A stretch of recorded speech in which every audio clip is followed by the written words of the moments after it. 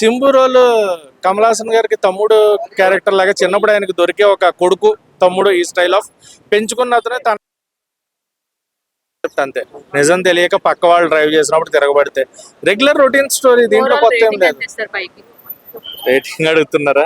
Trisha character already చెప్పేశారు. Trisha performance బాగుంది, అంటే ఉంది బాగుంది. ఉన్న ఆవిడకి ఆవిడ ఎంత చేయగలరో సినిమాకి అంత ఇలాంటి చేసి క్యారెక్టర్ అనుష్క కూడా చేశారు, కానీ అనుష్క చాలా కీలకంగా ఆ క్యారెక్టర్, కానీ ఇందులో అసలు ఏమి లేదు. ఏం లేదు. అంటే పెర్ఫార్మెన్స్ బాగుంది, క్యారెక్టర్స్ ఏం లేవు. మీకు అదే చెప్తున్నా, performances are good, characterisations and screenplay are bad. Overall rating overall rating 5కి 1. కమల్ హాసన్ గారు ఇంత ముందు సినిమాలు భారతీయుడు టు భారతీయుడు అట్లాంటి పెద్ద పెద్ద సినిమాలు ఊహించుకొని రాకుండా మామూలుగా ఒక సినిమా చూద్దాం, టైం పాస్ చేద్దాం, 2 గంటల టైం పాస్ చేద్దాం అని వస్తే పర్లేదు.